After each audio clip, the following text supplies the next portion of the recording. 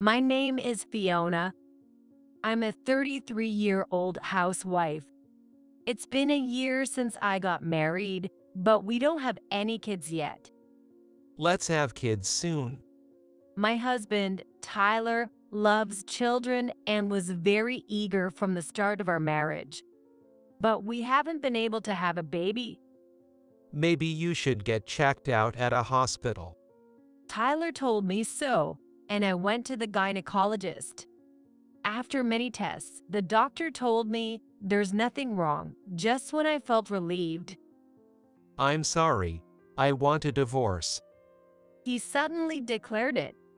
Why? There's nothing wrong with my body. I want kids soon. I can't stand the uncertainty of when it will happen with Fiona. I was speechless. We've only been married for a year. It's proven I can have children, so can't you wait a bit longer? But, Fiona, you're already 33. You'll be old by the time we wait. Actually, are you already old? I want to give a young and beautiful mom to my kids. What does that mean? Does he see his wife as a child-producing machine? His words deeply wounded me, but I love Tyler. I desperately tried to prevent the divorce, but I couldn't change his mind, and we separated after just a year. I was so sad I couldn't think about anything, but as time passed, I realized Tyler's true nature. He hadn't loved me as much as I thought. He probably only saw me as a means to have children. My suspicions turned into certainty 2 years later. I heard from my friend Natalie that Tyler had a shotgun wedding with his new girlfriend. Natalie has been my best friend since college and, coincidentally, worked at the same company as Tyler. So Natalie was a mutual friend of mine and Tyler's. Her straightforward personality made her popular among both men and women. Relying on that, Tyler would consult her about anything.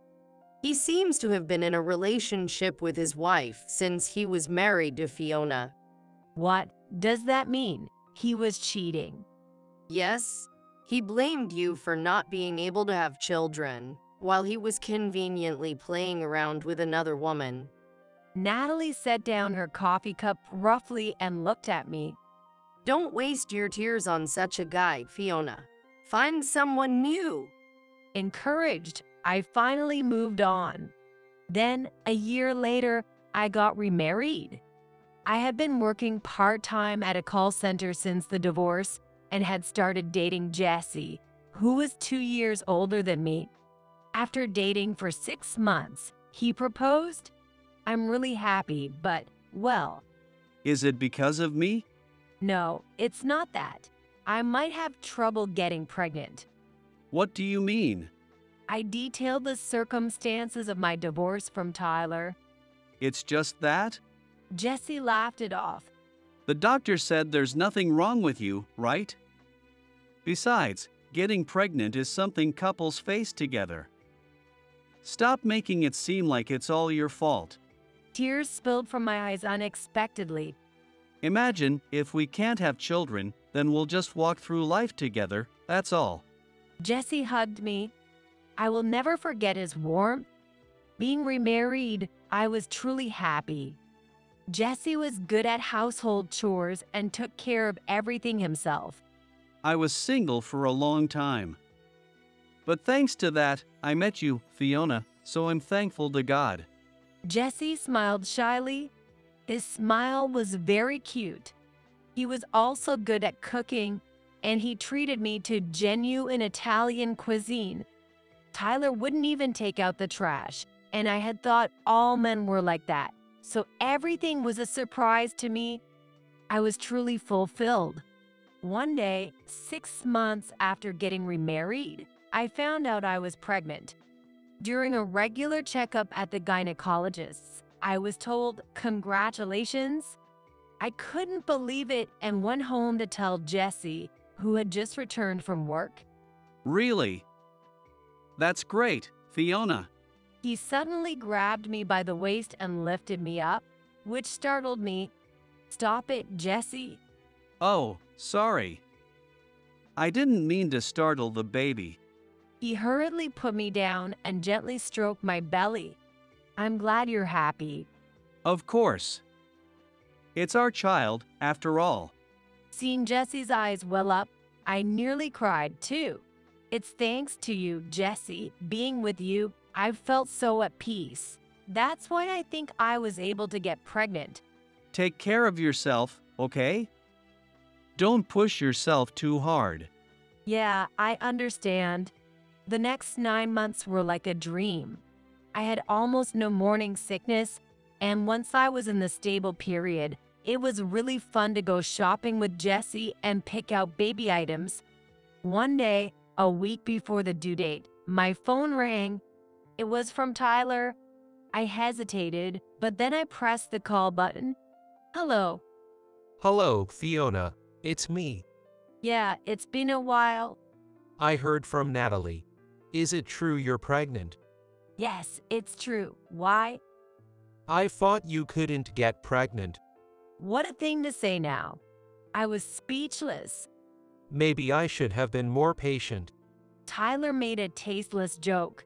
I didn't need your patience. By the way, how are things going with your new wife? What? Oh, come on. What are you talking about? Tyler pretended not to know. Well, either way, it doesn't concern me anymore. Bye. I hung up the phone with a piercing voice. What was the purpose of his call? I told Jesse about it when he got home from work. It's not like we divorced out of hatred, but I feel bad calling me all of a sudden. Maybe he had a fight with his current wife? Wanted someone to vent to? It didn't seem like that. He even said something rude like maybe I should have been more patient. Maybe he wanted to congratulate you on your pregnancy. No way, you're too kind. Jesse chuckled. He really is a sweet person. With Jesse being so nice, I felt silly for being upset and switched the topic to our baby. Our baby is a girl. The doctor told us at the last checkup. We talked about her name every day. Jesse's eyes sparkled with joy. I can't wait to meet her. It won't be long now. Exactly 1 week later, our baby was born. We named her Olivia. Thank you. I'm so grateful. Jesse, holding Olivia, tearfully thanked me over and over. After coming home from the hospital, I've been battling with childcare. Of course, Jesse helped, but we're both clueless and keep making mistakes. It would be nice if we had grandparents to rely on. We can't help it. Both our parents live far away. You should have gone back to your parents' home, Fiona. It's fine. No matter how hard it is, I want to be here with Jesse and Olivia. Despite many sleepless nights due to the baby crying, just seeing Olivia's face soothes me. 3 months passed, and by the time we started mixing formula and breast milk, we finally began to sleep more comfortably. One day, Natalie came over with a gift to celebrate the birth. Wow, she is so cute. Looking at Olivia sleeping in the crib, Natalie exclaimed softly, Congratulations, Fiona. "Thank you. I'm glad you could come. I meant to come sooner. I know you're busy with work, so I'm just happy you could make it." Natalie brought some cake and coffee, and we sat facing each other.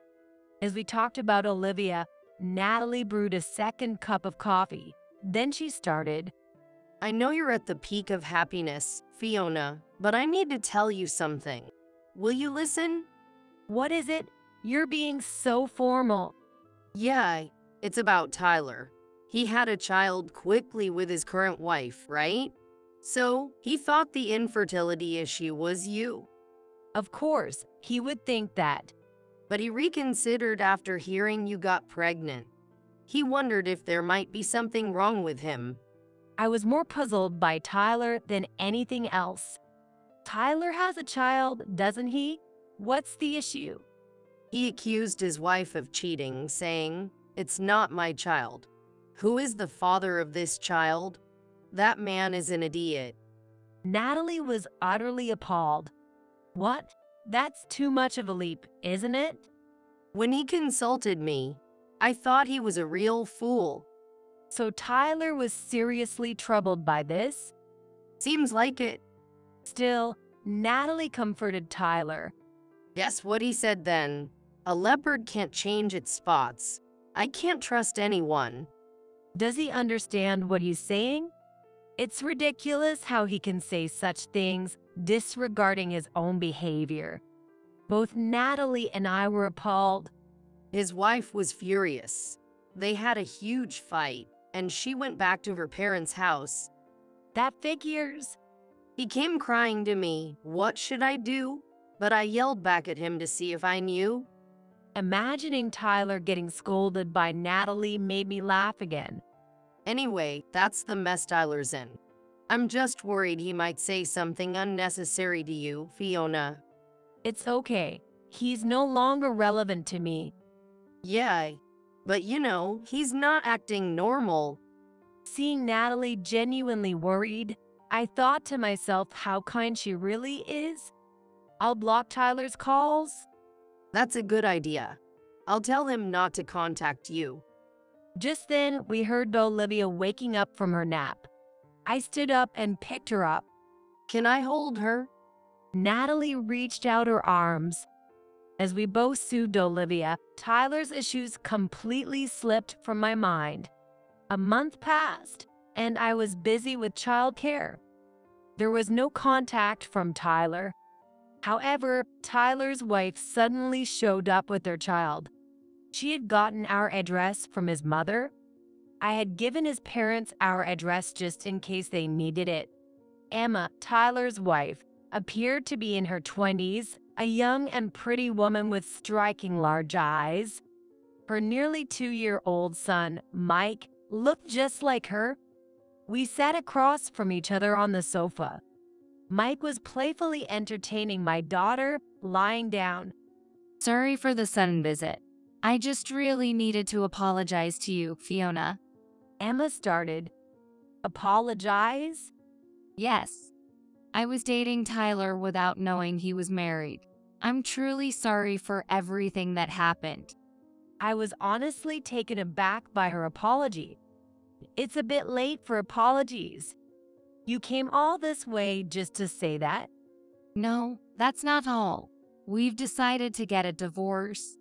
What, you and Tyler? Yes. I know it's none of your business, but I just needed to talk to someone and ended up here. Emma began to pour out her story. Her story was one surprise after another. He kept accusing me that it wasn't his child. Then I'll prove it, I said, and we had a DNA test which confirmed Tyler was the father. So, the problem is solved, isn't it? No, it's different. He was saying all sorts of things like you're still dirty, and I only married you because you could have kids. But as soon as the DNA test came out, he flipped his attitude and said, "Oh, good. Now we can safely have a second child. How can I forgive that?" Emma's anger was palpable. Sure, I may have been the other woman, but it was Tyler who deceived me. Emma slammed her hand on the table. Hey, calm down. You'll scare our kids. Sorry. Emma looked down, chastened. So, you've decided to divorce? Yes. He only sees his wife as a tool for making children. It could be anyone. I understood how she felt all too painfully, because I felt the same way. If asked whether I hated the woman before me, maybe I would. But at least the children are innocent. Watching the kids play happily, I felt a twinge of pity. Fortunately, Tyler's parents are on my side. They're so fed up with his stupidity that they've banned him from their home. His parents are good people. Right? How could such great parents have such a terrible son? We looked at each other and laughed. Tyler is begging for custody, but of course, I won't give it to him. His parents even said to get a lawyer if he makes more trouble. What will you do now, Emma? I'll go back to my parents' home and look for a job. Good luck. Thank you. I thought you'd understand how I feel, Fiona. And I was worried Tyler might start harassing you, given his track record. Please be careful. Somehow, I no longer felt any animosity toward Emma. We both lacked judgment in men. That's not true. Look, Fiona, you found a wonderful husband. Emma, you have plenty of time to find happiness. With a beaming smile, Emma left. We might never meet again, but I truly wished her happiness. It seems that Tyler and Emma's divorce has been finalized. I heard from Natalie a month later. I haven't received any contact from Tyler since I changed my phone. Yet, it seems Tyler still goes around saying the divorce was my fault. What a pathetic man. Fiona would have gotten pregnant right away. There wouldn't have been any problems. He's still saying that. Natalie fumed on the phone. I got so angry, I punched him in front of everyone. What did you do? I decided to transfer him to a subsidiary. Natalie is Tyler's boss. The capable woman had risen to the position of department head in Tyler's division. Isn't that an abuse of power? A woman's enemy is society's enemy. Poor Tyler. Laughing, I muttered to myself while listening to Natalie's laughter. There's no crime in wanting children. But a man who sees women only as tools for childbearing doesn't deserve to live in this world. Emma and Natalie gave Tyler a harsh send-off, but he seems to continue his misogyny. He's trying to flirt with women at his new post and getting what he deserves. It seems a fool doesn't learn until he dies.